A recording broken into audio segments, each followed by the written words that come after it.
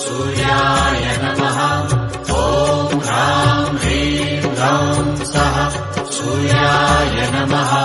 जपाकुसुम संकाशं काश्यपेयं महाद्युतिं तमोरि दोस्तों, आज हम आए हैं लोहागड़ल धाम। सर्वपापघ्नतो। यहाँ संत गुरु महाराज से मिलेंगे और बात करेंगे, थोड़ी जानकारी लेंगे लोहागड़ल धाम के बारे में कि ये जल कहाँ से आया और ये प्रवाहित कैसे होता है और कितने प्राचीन समय से लोहागड़ल धाम वर्चस्व के अंदर है और माना जा रहा है। तो इसके बारे में सब पूरी जानकारी लेंगे महाराज से। तो चलो उनसे बात करते हैं। जय श्रीमन नारायण, जय बाबा सूर्यदेव की। आज लोहारगल के बारे में हमारे शिष्य ने पूछा है, लोहारगल धाम का क्या इतिहास है, तो मैं आपको सूक्ष्म रूप में इतिहास बताता हूँ। आगे आपको विस्तार से हम इसके बारे में जानकारी देंगे। लोहारगल एक अति प्राचीनतम तीर्थ है, धरती का सबसे पहला तीर्थ है, जहाँ भगवान विष्णु का मत्स्यावतार हुआ, जहाँ पर भगवान विष्णु के मत्स्यावतार के बाद में शंखासुर राक्षस का वध किया गया और शंखासुर के वध के पश्चात ये जल पूरा 72 किलोमीटर में जो लोहारगल आज जहाँ बसा हुआ है, इसके सारे पूरे सूर्य क्षेत्र में ये 24 कोस में 7 जलधाराओं के रूप में जल है और जल निकलता है। इन जलधाराओं के नाम अलग अलग हैं। इन जलधाराओं में भगवान विष्णु का मत्स्यावतार हुआ था, उसको उस समय ब्रह्म क्षेत्र के रूप में जाना जाता था। जब मत्स्यावतार लिया भगवान ने तो शंखासुर नाम के राक्षस का वध किया था, वेदोद्धार किया था और इस जल में भगवान विष्णु के चरण लगने से जल इतना पवित्र हो गया था कि दर्शन मात्र से मोक्ष होने लग गई थी। तो भगवान ने सभी देवताओं ने भगवान विष्णु की आराधना करके इस जल को ढकवाने का निश्चय किया। ढकने के लिए बड़ी चीज की आवश्यकता पड़ी तो माल और केतु पर्वतों को भगवान ने आदेश दिया और दोनों पर्वतों ने इस जल को आके ढका। ढकने से जलधाराएं निकली, 7 जलधाराओं के रूप में जल निकला। उसी समय भगवान की भविष्यवाणी हुई कि जल जो है कालांतर तक ऐसे ही बहेगा। सभी जलधाराओं में इनको अलग अलग भागों में बांट दिया गया है और 7 जलधाराएं एक समय में किसी के ऊपर गिर नहीं सकती है, स्नान नहीं कर सकते हैं और दर्शन नहीं कर सकते। तो मोक्ष प्राप्ति का जो रास्ता था वो बंद हो गया और पापों से मुक्ति के लिए भगवान ने रास्ता कलयुग के लिए खुला छोड़ा। कलयुग में जैसे जैसे अवतार है उसी प्रकार से सभी तीर्थों का उद्गम हुआ, सभी तीर्थों का नाम पड़ा। लोहारगल तीर्थ का नाम पड़ा पांडवों के आने से। उससे पहले भगवान परशुराम जी ने यहाँ पर 21 बार धरती पे क्षत्रियों का मान मर्दन किया था। उसका प्रायश्चित यज्ञ उन्होंने यहाँ पे वर्तमान सूर्य कुंड को यज्ञ स्थल बना के और सूर्य भगवान की साक्षी में यज्ञ किया। तब इसे भगवान सूर्य नारायण रूप में सर्वत्र यहाँ पे निवास करते हैं। स्वामी नारायण, स्वामी नारायण, स्वामी नारायण, स्वामी नारायण, स्वामी नारायण।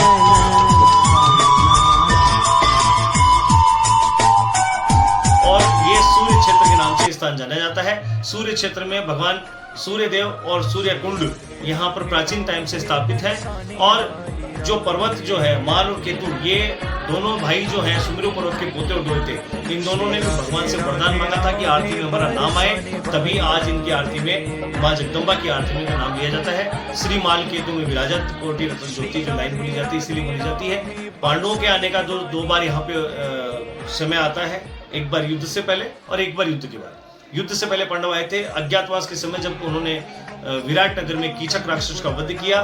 तब यहाँ छुपते छुपाते सूर्य कुंड के पीछे भीम कुंड के पास में समीप में भीम गुफा है, वहां उन्होंने छुप करके अपना समय पूरा किया। बिहारी जी से भी मिलवाना,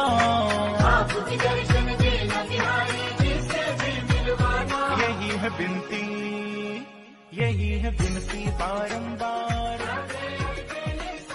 ओ यही है विनती बारंबार। और सोमवती अमावस्या को श्राप देके यहाँ से चले गए और जब जाके युद्ध किया कौरवों से विजयी हो गए। विजय होने के बाद में वहां से सीधा जो है वो हिमालय पर्वत में जाने की तैयारी कर रहे थे। तब भगवान कृष्ण ने उनको कहा कि आप लोग जो है तीर्थाटन करें, क्योंकि आपने गोत्र का पाप किया है, अपने गोत्र के भाइयों को खत्म किया है और उसके पाप के प्रायश्चित के बगैर आप तीर्थाटन के बगैर आप धरती से स्वर्ग में नहीं जा सकते हैं। स्वर्ग में जाने का माध्यम उनको बताया गया था हिमालय पर्वत से होते हुए। जैसे जैसे हिमालय पर्वत में समा जाएंगे तो पांडव जो है पूरे भारतवर्ष में भ्रमण किया उन्होंने। भगवान के बताए अनुसार उन्होंने पूछा प्रभु से, हे नाथ, हे श्री कृष्ण, हम ये बताएं कि हमारा पाप कहाँ मुक्त होगा। तो भगवान कृष्ण ने बताया कि आप लोग जिस तीर्थ में जाते हैं वहाँ भीम की गदा, अर्जुन का दांडी धनुष, जहाँ भी आप जल में धोओगे वह जल में हल्के होकर तैरने लग जाएंगे और द्रवीभूत हो जाएंगे, वहीं आप पाप से मुक्त हो जाओगे। तो इस सूर्य क्षेत्र नामक स्थान पर वह आए। इसको पहले अनादिकाल में ब्रह्म क्षेत्र कहा जाता था, फिर जब भगवान सूर्य स्थापित हो गए तो सूर्य क्षेत्र के नाम से विख्यात हुआ।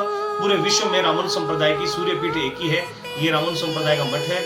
यहाँ पर भगवान सूर्य से पत्नी विराजमान रहते हैं नारायण रूप में, और यहाँ पर आके उन्होंने भगवान सूर्य के समकक्ष जब अस्त्रों को छोड़ा तो जल में वह द्वीप धोके तैरने लग गए और लोहारगल इस तीर्थ का नाम पड़ा। पूरे भारतवर्ष में वह सभी जगह गए, लेकिन यहाँ पे आके उनके अस्त्र शस्त्र गलने से इसका तीर्थ का नाम लोहारगल पड़ा। वर्तमान में इसको सूर्य क्षेत्र लोहारगल धाम के नाम से जाना जाता है, और ये धरती का सबसे पहला तीर्थ है। गुरु तीर्थ की उपाधि इस तीर्थ को दी गई है।